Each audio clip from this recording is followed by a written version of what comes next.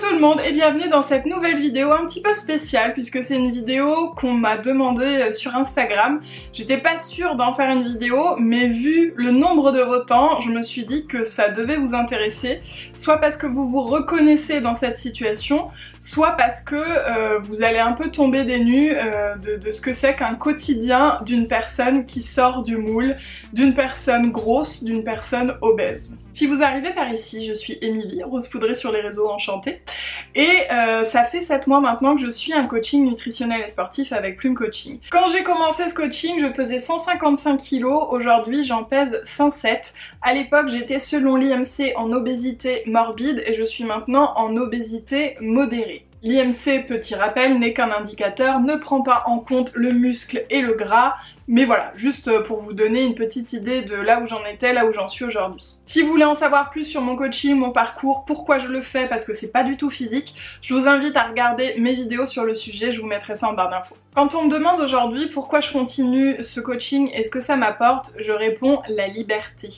C'est vraiment quelque chose que je n'aurais jamais cru possible pour moi, en tout cas dans ma vie, c'est la liberté au quotidien et je vais vous expliquer pourquoi dans cette vidéo. La première liberté, c'est celle de pouvoir sauter en parachute et c'est mon objectif de l'année prochaine, c'est mon seul et unique objectif. Pour sauter en parachute, il y a une limite de poids, c'est 90 kg. Alors récemment j'ai entendu 80 pour les femmes, 90 pour les hommes, il faut m'expliquer, je ne comprends pas cette différence, mais bref, c'est quelque chose qui m'avait traversé l'esprit dans ma jeunesse et sur laquelle j'ai vite fait une croix puisque j'ai vite dépassé le poids limite, donc je me suis simplement dit que ça n'arriverait jamais. J'ai même développé une espèce de peur et je vais revenir sur ce sujet plus tard. Donc ma première liberté, c'est clairement ma liberté de pouvoir faire ce que je veux, de ne pas être limitée dans mon poids, dans mes activités comme sauter en parachute ou sauter en parapente, chose que j'ai fait cet été qui avait une limite de 120 kg. Cette liberté, elle peut sembler un petit peu futile puisqu'on peut tout à fait vivre sans sauter en parachute, hein. Voilà, c'est un plaisir, c'est un kiff, c'est clair. Ceci dit, comme beaucoup de choses, comme je le disais dans une vidéo aussi, comme faire du cheval par exemple, j'en ai fait dans ma jeunesse, et dans ma jeunesse j'ai l'impression d'être si vieille, non pas du tout, quand j'étais plus jeune, et c'est quelque chose que je n'aurais pas pu refaire puisque je pesais trop lourd, j'aurais jamais imposé ce poids à un cheval.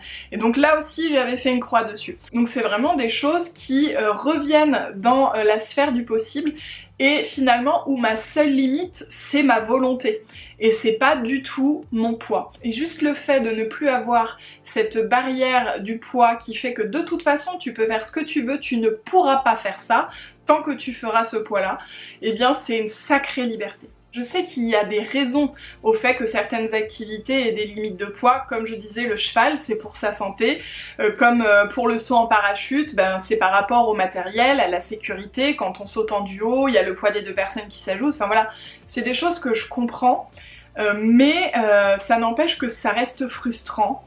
Et ça n'empêche aussi qu'il y a des choses dans la vie que je ne comprends pas et qui ont ce même genre de limites. On va revenir dessus aussi. Les transports en commun. Que ce soit le métro, le train, le bus, l'avion, les transports en commun quand on sort du moule, c'est compliqué. C'est compliqué voire impossible pour certains transports. Je vais commencer avec l'avion et je vais vous partager quelques courtes anecdotes à ce propos.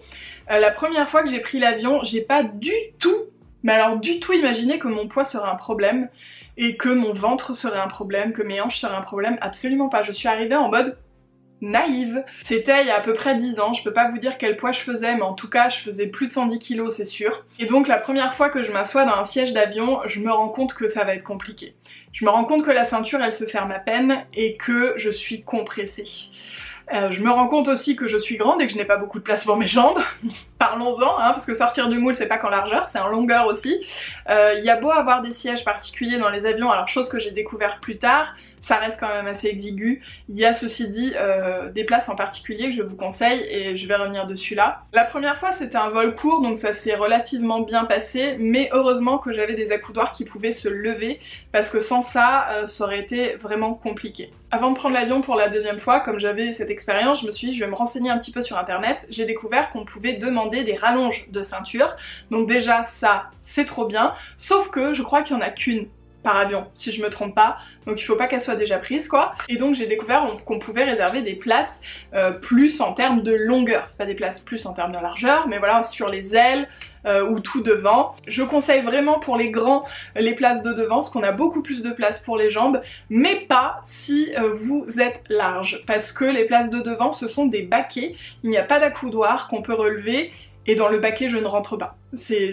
Voilà, je ne rentre pas. Quand j'ai pris l'avion pour la Sardaigne avec Fleur, j'avais fait exprès de prendre 2 places, donc il y avait une place devant et une place juste derrière, parce que parfois devant il n'y a pas de baquet à un endroit, et derrière, donc je m'étais dit comme ça on est côte à côte, et donc je devais me mettre devant pour avoir de la place pour mes jambes, mais c'était un baquet, je ne rentrais pas. J'ai dû donc prendre l'autre place, et à ce moment-là, mon amie Fleur m'a dit mais j'imaginais même pas que c'était comme ça les places, enfin comment ça se fait qu'il n'y a pas plus de place, parce que tant qu'on n'est pas dans la situation, on n'imagine pas le problème des gens en fait. Le fait est qu'en avion, les places sont beaucoup trop petites, et qu'est-ce qu'on nous dit quand on énonce le problème? Eh bien qu'il faut réserver 2 places.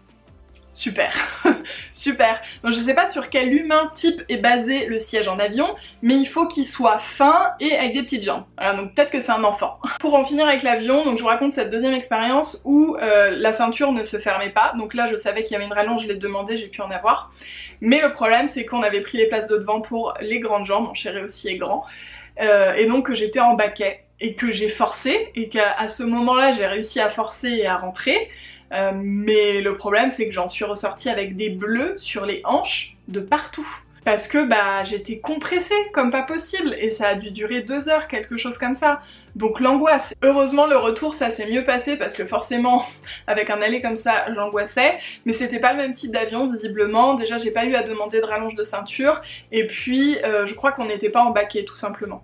Donc je vais vous donner l'astuce avion si vous êtes large, c'est de vous mettre contre le hublot, parce qu'en général, après il peut y avoir des exceptions, en général il y a un accoudoir contre le hublot que vous pouvez relever, et là vous gagnez vraiment beaucoup en place, même si à côté vous pouvez pas le relever parce que vous avez quelqu'un que vous connaissez pas, ou voilà. Donc vous pouvez relever celui-ci, et d'éviter voilà les premières lignes, parce que les premières lignes en général ce sont des sièges baquets. Et d'ailleurs c'est la même chose sur les ailes, je crois que ce sont que des sièges baquets aussi. Vous imaginez la charge mentale, c'est pas genre je vais prendre un avion, je vais là-bas... Non, c'est genre il faut penser à tout ça, et puis c'est un petit stress aussi de se dire est-ce que dans cet avion-là ça va aller, est-ce qu'à côté de moi il va y avoir quelqu'un de conciliant, ou est-ce que ils vont être là en mode oh là là les gros il y en a marre, enfin on sait pas hein, est-ce qu'on va tomber sur un grossophobe ou sur quelqu'un qui va compatir, bah on sait pas. Et puis même il y a forcément cette gêne de se dire est-ce que je déborde un peu sur le siège d'à côté, est-ce que je les gêne, enfin voilà c'est pas facile. Et donc quand je parle de liberté, eh bien vous imaginez tout ce poids de soucis, de préoccupations en moins qui s'envole en se disant, j'ai pas repris l'avion depuis mais je pense que ça devrait aller maintenant, en se disant que peu importe où je serai assise, ça ira, que je serai pas trop serrée, que j'aurai pas des bleus, et que du coup une porte s'ouvre à moi, le vol long courrier, parce que c'est quelque chose que je me suis toujours interdit. Je me suis dit c'est mort, je ne pourrais pas tenir des heures, 8 heures ou j'en sais rien, dans un avion en étant super mal installée.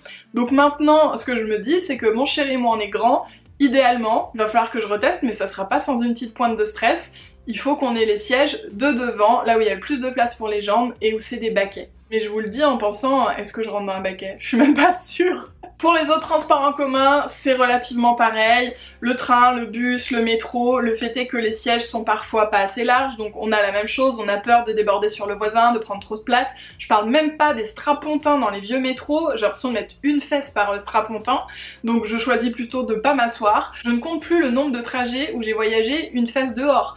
Peu importe, hein, en train, en métro, je choisissais là aussi toujours la place à l'extérieur et pas fenêtre pour pouvoir déborder sur l'allée et pour pouvoir faire en sorte de ne pas gêner mon voisin. Donc vous imaginez encore une fois, c'est déjà on n'est pas du tout à l'aise. Alors c'est sûr on pourrait dire bah, il suffit de réserver 2 places, mais bon 2 places c'est un budget, donc tout le monde peut pas le faire. Et il faudrait juste que les places soient un peu plus adaptées à toutes les morphologies. Le problème étant que peu importe le moyen de transport en commun, on veut mettre le plus de gens possible dedans, donc bah on fait des plus petites places. On va enchaîner avec la liberté de m'asseoir, toujours, mais cette fois-ci avec les chaises, les tabourets, toutes ces choses-là. Et ça va plus loin que juste la liberté de s'asseoir où je peux. Je vais vous l'expliquer. Souvent, quand je vais dans un bar, un restaurant, quand il faut choisir un endroit, je regarde les chaises. En premier même, limite avant le menu, je regarde les chaises et je regarde si je peux m'asseoir dedans. Ça c'est pareil, c'est quelque chose qu'on n'imagine pas tant qu'on n'est pas dans la situation. Mais s'il y a des accoudoirs, si elles semblent vraiment trop étroites ou trop fragiles, je vais dire ah non, j'aime pas trop cet endroit, on va aller dans un autre. Parce que j'ai pas envie de dire aux gens non, là je peux pas m'asseoir, il faudrait choisir un autre endroit où je peux m'asseoir dans la chaise. Parce que c'est chiant. Et c'est pareil chez les amis, quand on va chez quelqu'un, je vais toujours choisir la chaise où il n'y a pas d'accoudoir, ou l'assise où je trouve que ça a l'air assez solide. Parce que ça m'est déjà arrivé de casser des tabourets. Ça m'est déjà arrivé, j'ai un souvenir bien net, dans un bar, avec des amis, et d'être sur un petit tabouret, le truc pliant là, vous voyez, et de tomber d'un coup. Parce que le tabouret il s'est plié et j'avais pas pensé avant que ça m'arrive que ça pourrait m'arriver. On va pas se mentir, sur le coup on a honte. C'est obligé, on vient de casser un tabouret qui s'est écroulé sous notre poids, c'est obligé qu'on a honte. Même si je m'en fous du regard des gens, ce que vous voulez, bah quand même, le fait est que on se trouve con dans ce moment. Donc après, eh ben on se méfie des assises et on essaie de bien les choisir. Donc la liberté là aussi elle est énorme de simplement pouvoir m'asseoir partout sans avoir à réfléchir, sans que l'assise soit un facteur pour m'asseoir quelque part, pour aller quelque part, pour dîner quelque part. Récemment d'ailleurs on a emmené Marty mon chien chez un nouveau vétérinaire et il avait une chaise à son bureau pour s'asseoir en plexiglas avec des accoudoirs. La chaise dans laquelle je me serais jamais assise avant, déjà j'aurais pas pu, je serais pas passée, et puis en plus les chaises toutes en plexi comme ça... j'ai pas trop confiance, et là j'avais pas le choix, c'était la seule chaise. Et je me suis dit comment j'aurais fait avant? Comment j'aurais fait dans cette situation si j'avais pas pu rentrer dans la chaise? Parce qu'il y a des chaises, t'as beau essayer de forcer, tu rentres pas, c'est pas possible. Genre tu peux pas, voilà. Et voilà, à ce moment-là j'ai pu m'asseoir, mais évidemment quand je me suis assise, je me suis dit attends ça passe ou pas? Et c'est passé. Et je me suis dit mais encore un poids en moins, encore une liberté en plus. Le monde n'est pas fait pour les gens qui sortent du moule. Mais vraiment, jusqu'aux chaises, jusqu'aux assises, il faut qu'on choisisse, vous vous rendez compte? Prochaine situation, les parcs d'attractions. J'ai toujours aimé les parcs d'attractions, Disney, vous savez. Et jusqu'à il y a peut-être 8 ans, quelque chose comme ça. J'adorais les attractions à sensations fortes. Rock'n'Roll Coaster, enfin... bon, j'ai jamais trop kiffé Space Mountain, mais j'adorais Rock'n'Roller Coaster, je crois que c'est comme ça, à Disney. Voilà, j'aimais les trucs à sensations fortes, j'aimais, comment ça s'appelle, Osiris, où on est attaché que par le haut et les jambes dans le vide. Enfin voilà, j'aimais ces choses-là, jusqu'à ce que je me rende compte, je sais pas trop combien de temps après, que ça devenait compliqué et que je n'avais plus confiance. J'ai développé une peur, comme je vous disais, avec le saut en parachute. Comme ce n'était pas accessible pour moi, comme ce n'était pas sécurisé pour moi, j'ai développé cette peur de le faire et je me suis dit oh, avec les années je deviens trouillarde et tout. Non, c'était pas ça. C'est juste que comme c'était pas fait pour moi, bah, de toute façon c'était pas safe de le faire. Et le fait est que, je reprends l'exemple d'Osiris, la dernière fois où je l'ai fait, il y a peut-être 3 ans, un truc comme ça, au moment de fermer l'espèce de harnais en dur là, le mec a dû appuyer comme un malade parce qu'avec mes seins, ça ne fermait pas. Et donc il a vraiment dû appuyer et j'aurais préféré qu'il me dise « Je suis désolée madame, ça va pas être possible pour votre sécurité, descendez ». J'aurais préféré parce que du coup, j'ai fait l'attraction, j'étais en stress que le truc s'ouvre, j'étais en stress qu'il soit mal fermé, j'étais en stress qu'il ne tienne pas mon poids et c'était horrible. Et en fait, j'ai développé ce stress-là pour toutes les attractions à sensations fortes parce que j'avais peur que ça lâche, que ce soit pas fait pour mon poids. J'ai fait Space Mountain aussi où le harnais il fermait mal, j'ai eu peur qu'il lâche, donc j'ai préféré au bout d'un moment ne plus le faire. Ça a été également le cas avec l'ascenseur à Disney là qui monte et qui descend. Avant j'adorais, la dernière fois que je l'ai pris il y a plusieurs années, à la fin j'ai pleuré tellement j'ai eu peur parce que même inconsciemment je saurais pas vous dire si c'était ça mais je pense que j'avais peur que la ceinture elle lâche et de me retrouver au plafond, enfin, j'en sais rien. J'ai vraiment développé une peur. Et d'ailleurs avec, comment il s'appelle, avec Nemo, je l'avais fait, je sais plus, une fois je crois avec mon chéri. J'avais bien aimé en soi, mais en fait au moment d'arriver sur l'attraction, il faut passer dans un tourniquet et j'avais eu un mal de chien à passer ce tourniquet. Du coup ça a planté une graine et je me suis dit attends, si déjà le tourniquet il est pas fait pour toi, ça dit quoi de l'attraction derrière? Donc ouais elle était bien, mais j'ai eu peur aussi parce que je me suis dit Est-ce que ça va lâcher? Est-ce que, je sais pas, enfin, est-ce que c'est ok avec mon poids, avec ma morphologie? Du coup, j'ai plus jamais voulu le refaire, déjà parce que je me suis dit, je vais être coincée au tourniquet. Je ne vais plus passer ce maudit tourniquet. J'en profite pour Disney pour vous dire que j'ai entendu assez récemment que Space Mountain, il y aurait un rang plus large. Plus long et plus large, je crois, et qu'il faut demander en fait dans les attractions, parce que parfois, il y a la possibilité d'avoir plus d'espace. J'ai pas testé, mais voilà, je pose ça là. En lien avec cette peur, je vais ensuite vous parler des professionnels de santé, de soins, d'esthétique. Je pense que ça remonte à il y a plusieurs années. Ma maman était esthéticienne et elle m'épilait, elle me faisait des soins, et quand je montais sur la table, je sais plus trop vers quel âge j'avais, elle avait peur déjà que sa table elle lâche. Et à partir de là, j'ai toujours eu peur de monter sur une table de kiné, d'ostéo, de masseur, ce que vous voulez. Je me suis toujours dit, est-ce que la table elle va tenir? Et quand c'est des choses, vous savez, qui sont télécommandées, là, qui montent et qui descendent, j'ai toujours peur qu'ils appuient sur le bouton et que ça ne monte pas, ou que ça ne descende pas, ou que ça casse, ou voilà. Parce que je suis pas sûre que le poids maximum de ces tables soit au-dessus de mon poids. Je ne sais pas. Et du coup, bah, j'ai peur du résultat, j'ai peur que la personne en face se dise oh là là, mon truc il est en train de casser, et du coup ça m'est plus ou moins arrivé d'avoir une très mauvaise expérience pour un soin des pieds. J'y étais allée d'ailleurs avec Fleur, c'était des espèces de gros fauteuils où on est allé, et en dessous il y avait comme de l'eau, ou je sais pas, il y avait une espèce de bac, et quand je me suis assise, je pense que l'assise a dû presque toucher l'eau qu'il y avait en dessous. Et du coup, elles ont hyper peur que je pète tout leur fauteuil, tout leur truc, et ça s'est ressenti. Enfin bon, franchement, je me suis pas sentie bien du tout parce que j'ai senti que la personne était très désagréable. À ce moment-là, je préfère qu'on me dise écoutez madame, je suis désolée, je pense pas que l'assise là ça va aller, mais peut-être qu'on peut faire autrement, ou alors bah juste... on peut pas. Je préférerais qu'on me dise ça plutôt que de me faire sous-entendre, me faire comprendre que oh là là, la grosse, ça va péter mon fauteuil. Et pour revenir sur l'ostéo, au-delà de la table, ça m'est arrivé une fois d'avoir un rendez-vous avec un ostéo que je connaissais pas, et c'était une femme assez menue qui, en me voyant arriver, m'a dit « je vais pas y arriver ». Je vais pas y arriver parce que j'ai pas la force nécessaire, ça va être compliqué. Je me souviens plus si elle avait essayé ou pas, mais du coup, maintenant, avant d'aller à un rendez-vous de ce type, eh bien, j'appelle et je demande. Et c'est ce que j'ai fait avec l'ostéo que j'ai maintenant, qui est génial. Et je l'ai appelé, je lui ai dit, est-ce que vous pouvez prendre en charge les personnes obèses ? Et il en revenait pas de ma question, il m'a dit mais oui bien sûr, il n'y a pas de souci. Et quand je suis arrivée, il m'en a reparlé, il m'a dit je comprends pas, est-ce qu'on vous a déjà refusé à cause de votre poids, votre morphologie? Et donc je lui ai expliqué, et il m'a dit écoutez non franchement il n'y a pas de problème, enfin voilà c'est pas qu'une histoire de force et je sais pas quoi, mais je pense que la personne auparavant devait pas se sentir capable ou à l'aise ou j'en sais rien. Donc le fait est que il vaut mieux je pense demander et s'assurer que ça va aller plutôt que de tomber sur quelqu'un qui n'y arrive pas ou sur quelqu'un qui est désagréable parce que finalement vous tombez sur quelqu'un grossophobe. Je vais pas forcément le répéter à chaque fois mais je pense que la liberté elle est assez évidente, elle est simplement dans le fait de pas stresser en s'allongeant sur une table, de pas stresser en allant dans un endroit comme un massage où t'as juste envie de te détendre, de pas stresser, de se dire est-ce que la personne que j'ai en face va mal m'accueillir, est-ce qu'elle va réussir à me faire les soins, enfin voilà. C'est vraiment encore une charge mentale en moins quoi. On va enchaîner avec la sphère médicale. Je ne compte pas le nombre de médecins que j'ai vus qui mettaient absolument tous mes symptômes sur mon poids. Oui, vous sentez pas bien, c'est normal, vous pesez trop lourd, enfin voilà. Je ne compte plus. Les gynécos c'est pareil, enfin franchement, le nombre de personnels soignants qui attribuaient tous mes maux simplement à mon poids, alors c'est évident que ça joue dans la balance, c'est que c'est différent d'une personne à l'autre, enfin c'est évident.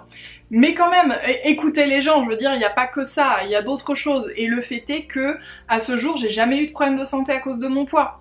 Donc bon, là aussi je conseille vraiment d'appeler et de s'assurer qu'il y a un bon feeling, de s'assurer certes que la personne peut mentionner votre poids, c'est courant en allant chez le médecin qu'on vous demande de vous peser, votre taille, etc. et vous disent que bah voilà, là vous êtes par exemple sur tel IMC, enfin voilà, ok, mais il y a l'art et la manière, et personnellement, mon médecin que j'ai depuis 10 ans maintenant, de temps en temps, elle va me redemander, mais c'est franchement pas un sujet, elle sait que, enfin je veux dire, les gens qui sont gros, ils savent qu'ils sont gros, hein, ils ont pas besoin qu'on nous dise « vous êtes trop gros », on sait très bien, je veux dire, qui ne sait pas, on le voit, on sait qu'on est gros, soit on n'a pas envie de changer parce qu'on s'aime comme ça, on est bien comme ça, on est en bonne santé et tout va bien, soit on aimerait bien changer mais peut-être qu'on n'y arrive pas, soit peut-être qu'on est en train de le faire, enfin voilà. On sait pas, toujours est-il que ça sert à rien d'insister sur le poids des gens, ils sont au courant. Et j'en profiterai pour dire que dans la sphère globalement de la santé, que ce soit à cause de votre poids, à cause du fait que vous êtes fumeur, je sais que moi il y a un moment j'ai fumé et c'est pareil, hein, c'est genre ah mais c'est parce que vous fumez, il faut arrêter de fumer, il faut arrêter de fumer. No shit, je suis bien au courant que c'est de la merde la cigarette, hein. Donc voilà, des choses comme ça, les violences obstétriques aussi, tout ce qui est ne pas considérer la personne, ne pas demander l'autorisation avant de faire des actes. Enfin voilà, il y a du travail à faire et il faut en être conscient et ne pas tolérer l'intolérable et de vraiment se fier à son feeling. Si on le sent pas, vous savez quoi? Annulez. Dites juste, en fait je vais repartir, je suis désolée, je le sens pas et partez. Partez. Voilà, c'est mon meilleur conseil. Tout à l'heure je vous parlais des tables de soins, de massage, etc. Et il y a quelque chose que j'ai oublié de vous mentionner à ce moment-là, c'est les slips jetables. Les slips jetables, ça en dit long sur la morphologie standard acceptée par la société. Tu ne rentres pas dans un slip jetable, tu es trop gros, forcément. Non mais les slips jetables, la première fois que j'en ai enfilé, je me suis dit mais c'est pas possible, c'est pas possible, enfin, il faudrait que ce soit un peu extensible ou je sais pas.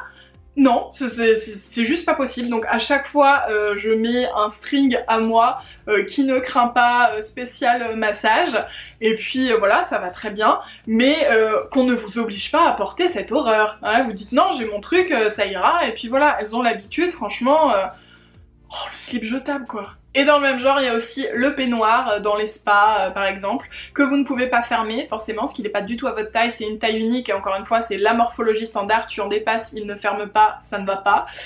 Donc bah voilà, le peignoir, tu fais comme tu peux pour essayer de pas te trimballer à poil dans les couloirs du spa. Transition idéale vers les vêtements. Il y a beaucoup de choses à dire dans les vêtements. Je vais commencer par une anecdote. Une anecdote d'un des meilleurs souvenirs de ma vie, genre top 5, le voyage presse à la neige à Megève avec Dior. Dans ce voyage presse, on a été traités comme des reines, vraiment. Ils nous ont tout préparé, tout offert, les tenues de ski, enfin de ski on n'a pas fait de ski mais de neige, les moon boots, enfin vraiment tout quoi. Sauf que moi bah, je faisais pas une taille standard. Ils nous demandaient nos tailles forcément pour les choses, autant pour les pieds, moi je fais du 43-44 et donc je faisais du 52 je pense ou 54 à ce moment là. Et donc voilà, je me suis dit bon bah voilà j'ai donné ma taille, ils vont trouver des choses qui m'iront. Et quand on arrive, eh bien le pantalon ça va pas, c'est impossible, genre le truc, vous savez les tailles ça change en fonction de toutes les marques, toutes les matières, voilà, ça n'allait pas du tout impossible et j'avais prévu au cas où ça n'aille pas, parce qu'évidemment je me suis dit imagine ça va pas, je fais comment? Ce que j'avais prévu, n'ayant pas de pantalon parce que je mettais uniquement des robes et des jupes par esthétisme parce que je trouvais que ça m'allait bien et par confort aussi parce que je galérais toujours à trouver des pantalons qui m'aillent bien. Eh bien, je suis arrivée avec 2 collants, si je me trompe pas, et 2 leggings. Je me suis dit, au pire, je mets tout ça l'un sur l'autre, j'aurai pas froid. Et ben, c'est ce que j'ai fait. C'est ce que j'ai fait. J'ai précisé évidemment à l'organisatrice que ça n'allait pas, donc ça l'a beaucoup gênée, et on s'est rendu dans un magasin, parce qu'il y avait aussi une autre personne, une chose qui était trop grande ou trop petite, je sais plus. Dans le magasin, il y avait rien qui m'allait, même la taille la plus grande de chez les hommes, voilà, il y avait rien qui m'allait. Donc j'ai fait ce séjour en collant et en legging, et lié à mon poids également, on a fait une petite randonnée nocturne dans la neige pour aller prendre l'apéritif dans un igloo. Truc de rêve, franchement truc de rêve, sauf que à l'aller, truc de l'enfer. Truc de l'enfer quand tu pèses, je sais plus combien je pesais, mais sûrement 150 kg ou 140 kg à ce moment-là, parce que en moon boots déjà on n'est pas en raquette, donc on s'enfonce un peu, et quand on est très lourd on s'enfonce beaucoup. Donc je galérais à marcher dans la poudreuse, il y en avait épais, et pire, je suis tombée en dehors du sentier, et je ne pouvais pas remonter. J'étais épuisée, j'étais au bord des larmes. Je me suis dit je vais mourir ici, je vous jure c'est ce que je me suis dit. Et heureusement on était avec deux guides en fait, c'est eux qui ont fait l'igloo etc, qui ont été géniaux et en plus qui étaient malades les pauvres. Et qui ont réussi à m'expliquer déjà comment faire des petits trous avec mes pieds, avec mes mains pour pouvoir grimper dans la poudreuse et qui m'ont tiré, mais vraiment ils m'ont porté, je sais même pas comment ils ont réussi à me tirer, à me porter. Évidemment tout le reste des personnes m'attendaient, je me souviens j'étais avec Yoko qui était avec moi, qui était géniale, qui était encourageante, qui me disait vas-y tu peux y aller, et moi j'étais en train de pleurer, j'y arrivais plus, j'avais plus de force. Et à la fin, j'ai quand même réussi à me rendre dans ce maudit igloo, sauf que comme je n'avais pas de pantalon de ski, mais bien collant et leggings, bah j'étais trempée. J'étais trempée, j'avais été dans la neige, j'étais tombée, j'étais trempée. Souvenez-vous, j'ai dit au début que c'était l'un des meilleurs souvenirs de ma vie. Hein. On y vient. Et donc bah l'organisatrice là, pareil, elle culpabilisait, elle m'a donné un châle et tout pour essayer de pas avoir trop froid. Et au moment du retour, ben stress parce que je me dis mon Dieu, c'était l'enfer à l'aller, comment je vais faire? Et encore une fois, c'est deux guides exceptionnels. Il y en a un qui me dit écoute, je fais la même pointure que toi, je fais du 43, prends mes raquettes, je prends tes moon boots. Et là, je suis émue. Je suis émue parce que c'est vraiment l'un des plus beaux souvenirs de ma vie. Et je me suis dit, sans la gentillesse de cette personne, sans sa patience, sans son attention, je sais pas comment j'aurais fait, ça aurait été l'horreur et ça aurait été l'un des pires souvenirs de ma vie. Et il a pu transférer le pire en meilleur, en troquant nos chaussures, en prenant le temps, j'étais la dernière à repartir. Je pensais pas que j'allais pleurer dans cette vidéo. Et voilà, en prenant le temps, et les premiers pas que j'ai fait dehors, j'ai vu la différence, parce qu'avec les raquettes on s'enfonce pas, et pourtant j'étais lourde, mais je ne m'enfonçais pas. Et du coup, tout ça m'a amené à ce cadeau, cet instant, où en fait on n'était plus que tous les deux, parce que tout le monde était parti devant, et on était en pleine nature, la nuit, avec la neige partout, et c'était magnifique. C'est comme si c'était vraiment mon cadeau pour avoir réussi à tenir jusque-là. Je sais que ça peut paraître pas grand-chose pour plein de gens, hein, mais c'était vraiment l'enfer l'aller. Et c'était d'un silence. Si j'avais été avec tout le monde, ça aurait été complètement différent, j'aurais papoté et tout. Et là, il avançait un petit peu, il me laissait un petit peu, mais il me voyait toujours et j'avais l'impression d'être toute seule et d'avoir un cadeau immense de la nature. C'était magique, c'était magnifique. Ah là là. Et en fait, je pleure vraiment de gratitude pour moi-même, et puis pour cette personne, et puis pour cet instant, pour Dior aussi de m'avoir offert ce voyage. Et c'était magnifique. Bon, il n'y a pas eu que ça de magnifique hein, dans le voyage, il y a eu plein d'autres choses, d'ailleurs j'avais fait un vlog, je vous invite à le regarder si je vous ai donné envie. Je crois que je n'ai pas du tout parlé de ça dans mon vlog, je sais même pas si j'ai montré le igloo, j'ai dû faire une scène, parce que j'aurais pas pu filmer, enfin dans ces moments-là c'était impossible. Et voilà, encore une fois aussi merci à Yoko qui m'a beaucoup encouragée, Yoko Nella, je sais pas si elle a changé de pseudo depuis. Reprenons nos esprits et la vidéo. N'oublions pas qu'à la base, je vous parlais de la catégorie vêtements. Donc j'ai pas mal d'anecdotes dans le genre, mais encore récemment, je devais aller à un événement Clarins, bon ça a pas pu se faire parce que finalement j'ai eu Marty et le veto. Mais c'était... Qu'est-ce qu'ils avaient dit? C'était oui, c'était... ils prévoyaient une tenue cocooning pour faire une activité le matin et je leur ai dit moi par contre je suis grande taille et voilà il faut s'assurer que ça m'aille. Ils m'ont dit oui pas de souci, on trouvera autre chose. Et pour en revenir justement, j'avais perdu le fil aussi avec Dior, c'est que très souvent je me retrouvais avec autre chose que la majorité des gens. Là j'y aurais été à Clarins, j'aurais eu une autre tenue, peut-être la même couleur, peut-être pas exactement les mêmes trucs. Et à Dior c'est pareil, quand je suis sortie, donc bah j'ai bien vu, bon évidemment j'avais pas le pantalon puisqu'il n'avait pas, mais j'ai bien vu aussi que j'avais pas les mêmes moon boots. Elles étaient blanches, mais les leurs elles étaient argentées. La veste elle était rose aussi comme les autres, mais c'était pas la même, on voyait que c'était différent. Et voilà, c'est vraiment se sentir un petit peu à part parce qu'on sort du moule. Et ça c'est chiant, parce que nous finalement tout ce qu'on veut quand on est quelqu'un qui sort du moule, c'est juste avoir toutes les mêmes options que tout le monde. Peut-être qu'on prendrait pas les mêmes options, mais juste les avoir. Et donc ça revient aussi à dans tous les magasins, tous les rayons plus size, tous les rayons grande taille. Déjà en présentiel, il y en a très peu. Ils ont beau dire parfois qu'ils font des grandes tailles, ben elles sont pas en magasin. Et puis même sur les sites, tu sais qu'il faut forcément aller dans la rubrique grande taille. Alors que idéalement, ce qui serait génial, c'est juste avoir un site. Et comme tout le monde, tu mets ta taille et tu vois les fringues qui font partie des collections de tout le monde. Ça serait vraiment le top de l'inclusivité.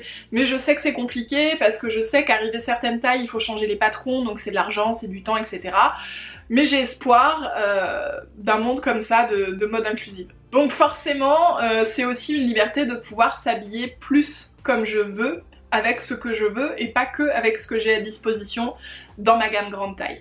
Je vous dis ça, mais en vrai je n'ai pas encore exploré vraiment cette liberté puisque je chope toujours dans les rayons grande taille. Je fais du 46-48 donc c'est tout à fait cohérent, mais je vois déjà que parfois on peut trouver en magasin et aussi que je vais avoir du mal à sortir de la sécurité du rayon grande taille, bizarrement, alors que je disais justement il y a 2 secondes tout ce qu'on veut c'est une mode inclusive, etc.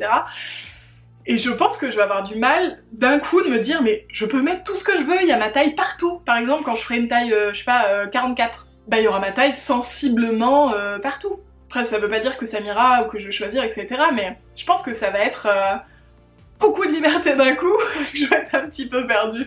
Et ça encore une fois c'est vraiment dommage qu'il n'y ait pas autant de références, qu'il n'y ait pas les mêmes, qu'il n'y ait pas autant de choix pour tout le monde. Cette vidéo pourrait continuer très longtemps parce que j'ai plein d'exemples dans le genre, mais je vais finir avec quelque chose qu'on ne se doute pas forcément, mais c'est les bijoux. Parce que quand comme moi on fait 155 kg, enfin je faisais 155 kg, c'est très compliqué de trouver des bagues parce que j'ai les doigts plus gros, c'est très compliqué de trouver des bracelets parce que j'ai les bracelets plus gros, et puis c'est très compliqué de trouver des petits colliers ras de cou comme ça parce que j'ai le cou plus gros. Donc j'ai fait une fixette sur les boucles d'oreilles pendant très longtemps parce qu'il n'y a que ça que je pouvais trouver très facilement, peu importe la taille des lobes, tant que t'as un trou dedans ou alors même à pince, ça fonctionne. Donc les bagues c'était hyper compliqué, en particulier je trouvais globalement que chez Mati. Voilà, je vous le dis, si vous cherchez des bagues grande taille, il y a plein de choses et c'est très sympa. Pour les bracelets, je cherchais toujours avec des petites rallonges. Pour les colliers, même avec Chérie, on bidouillait des rallonges. Ça me freinait aussi pour tout ce qui est collaboration avec les marques de bijoux et tout, parce qu'à chaque fois je disais je pense pas que ça va m'aller. Donc voilà, c'est quelque chose qui peut sembler très futile, mais d'avoir cette liberté de me dire un jour, parce que je sais pas, je pense pas que ce soit encore le cas, mais un jour je vais pouvoir aller dans une bijouterie et juste essayer toutes les bagues que j'ai envie d'essayer et en choisir une et ça m'ira et il y aura forcément ma taille. Et voilà, ça c'est aussi une liberté. Je me dis mais pourquoi il n'y a pas plus de tailles? Même si elles sont pas en boutique, au moins qu'on puisse les commander, ou parce qu'à chaque fois ils élargissent et quand on élargit les bagues elles deviennent plus fines. Donc elles peuvent se casser plus facilement, ça m'est déjà arrivé. Les bijoux inclusifs c'est possible aussi. Bon, et bien beaucoup d'émotivité dans cette vidéo. J'espère que ça vous aura plu et je vous demande vraiment d'être dans la bienveillance parce que je l'ai fait à chaud, je l'ai pas trop préparé à part juste les thèmes que je voulais vous dire et voilà, je pensais pas être émue et bon voilà, j'espère que ça vous aura plu, que peut-être vous serez sentie comprise, écoutée, pas toute seule, et peut-être aussi que vous aurez découvert un peu ce qui se passe parfois en dehors de son propre petit monde et ses propres petits problèmes. Et encore c'est que à mon échelle, je veux dire il y a plein de choses, j'imagine même pas quand on est une personne handicapée, quand on ne peut pas marcher, enfin je n'imagine même pas les difficultés à vivre dans ce monde. Donc voilà, un peu plus d'inclusivité, un peu plus de bienveillance, de tolérance, et puis d'ouverture en fait d'esprit. Voilà, c'est le message bisounours de la vidéo et sur ce je vous fais des gros bisous et je vous dis à très vite dans la prochaine.